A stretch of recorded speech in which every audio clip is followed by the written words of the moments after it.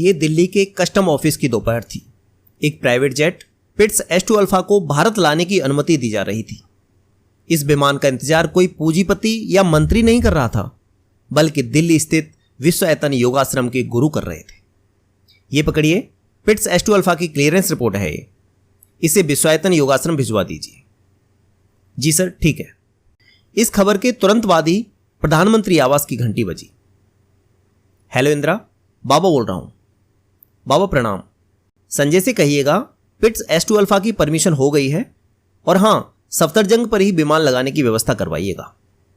ठीक है बाबा, मैं करवाती हूं। इस कॉल के कुछ दिनों बाद ही विमान पिट्स S2 अल्फा सफदरजंग हवाई अड्डे पर खड़ा था।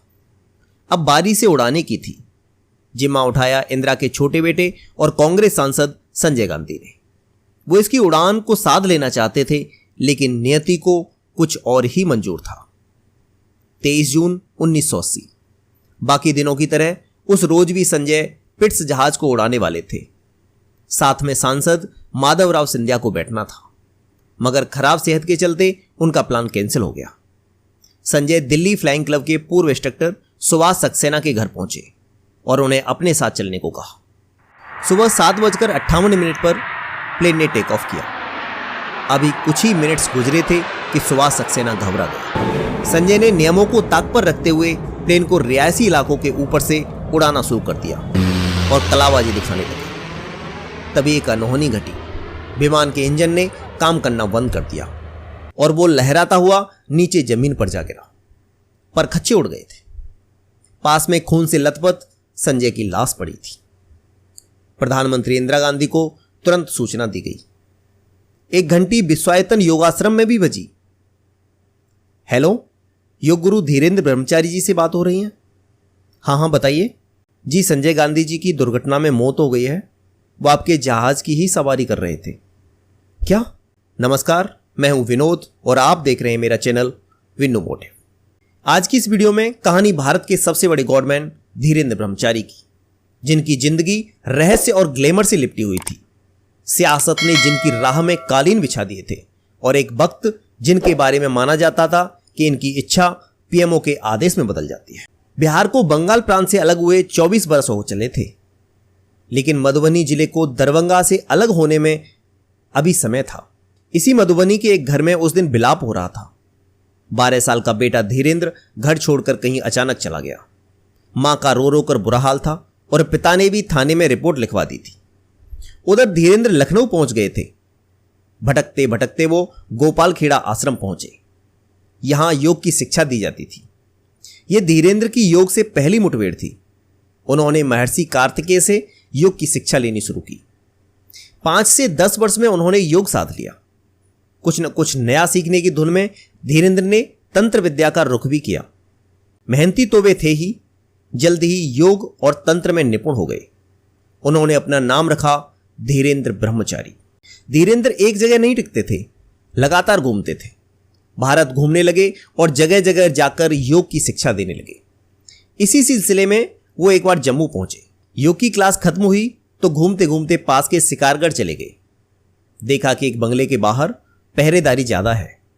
लोगों से पता किया तो मालूम चला कि प्रधानमंत्री नेहरू की बेटी इंदिरा ठहरी हैं। उन्होंने तुरंत दरवाजे पर पहुंचकर कहा, मुझे इंदिरा से मिलना है। क्या काम है? इंदिरा के एक सहयोगी ने पूछा। मेरा नाम धीरेन्द्र ब्रह्मचारी है, मैं योग सिखाता हूं। अगर हाँ ठीक है, जाओ बाद में आना। इससे पहले कि धीरेन्द्र निराश होकर लौटते, उन्हें इंदिरा ने दूर से देख लिया। जब धीरेन्द्र मकान से बाहर गए तब इंदिरा ने अपने सहयोगी से उनके बारे में पूछताछ की। इंदिरा के मन में थोड़ी दिलचस्पी जागी तो कहा, कल स्वामी को बुलवा दीजिए। अगले रोज धीरेन्द्र और इंदिरा आमने सामने थे।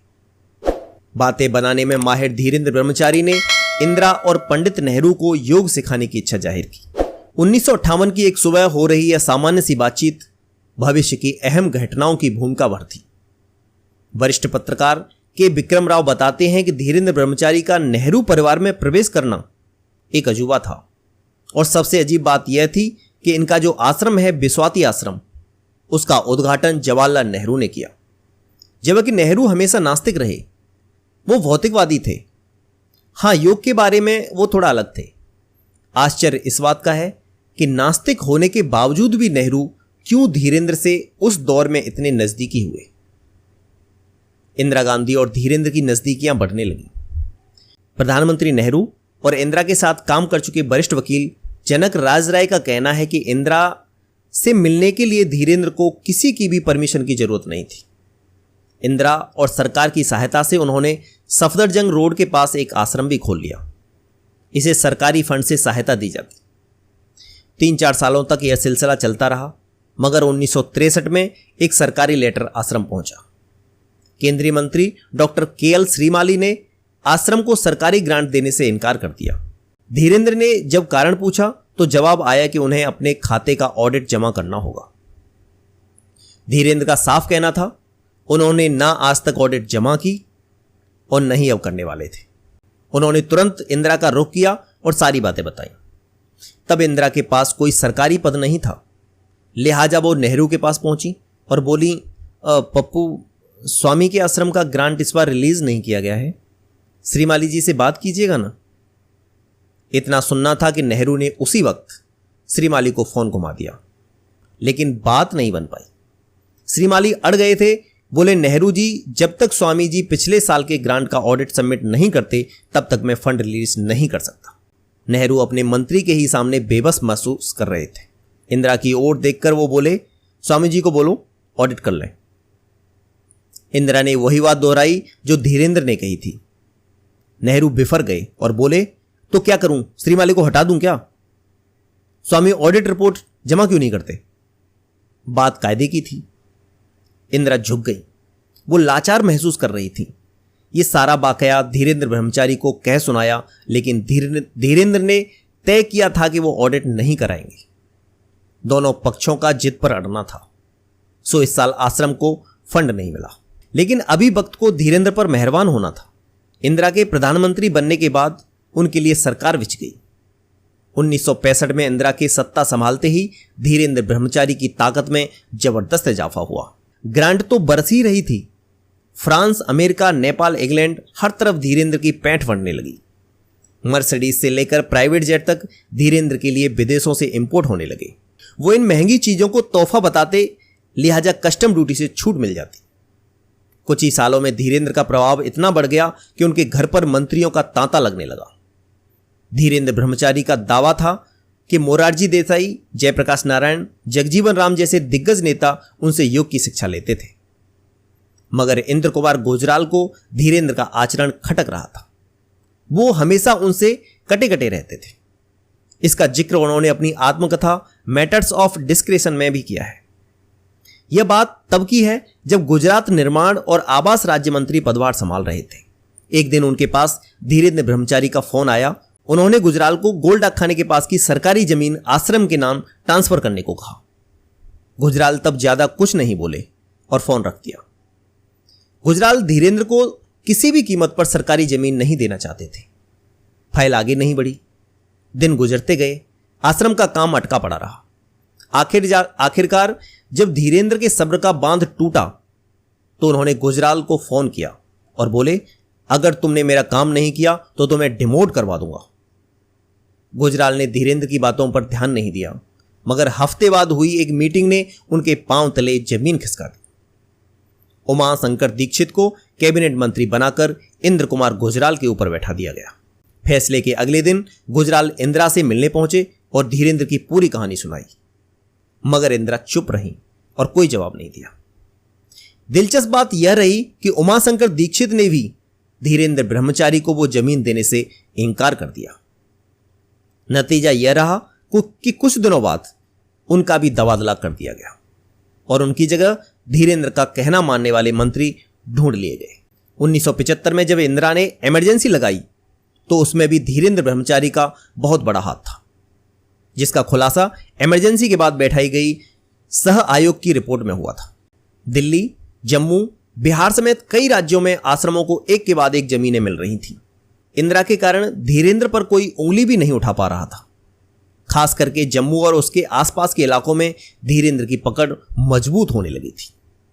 सरकार उन्हें सरकारी जमीन फाइनेंस कर रही थी। जम्मू से 130 किलोमीटर दूर मानतलाई में 126 एकड़ में धीरेन्द्र ने आलीशान आश्रम बना लिया था।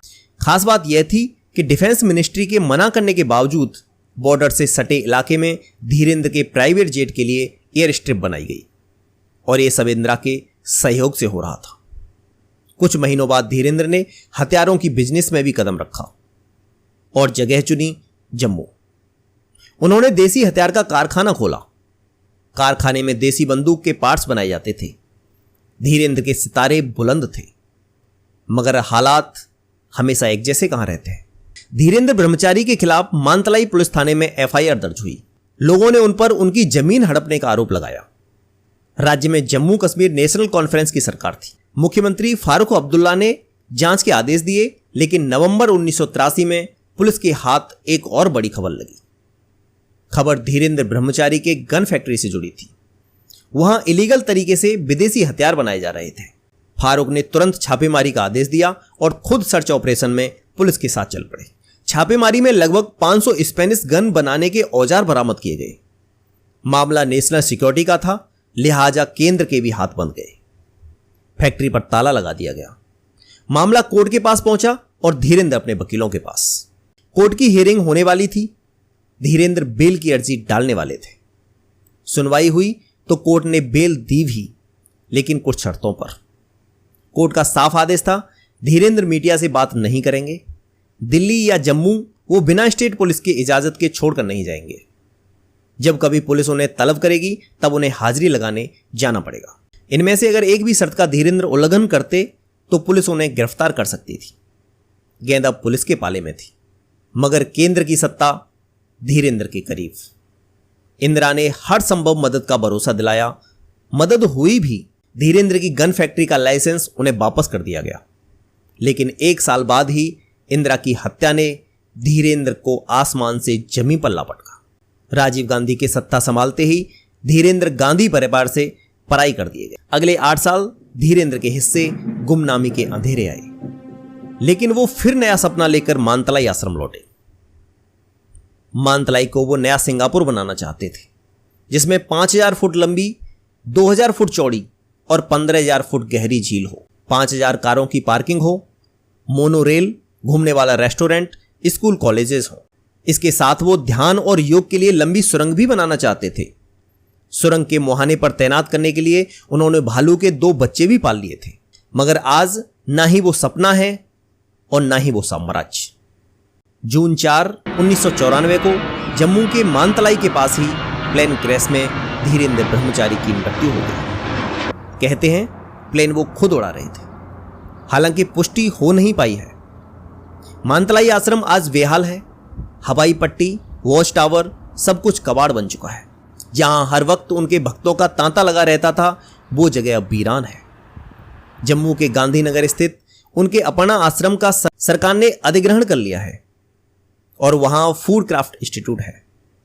हरियाणा का आश्रम जमीन के झगड़े में फंसा है।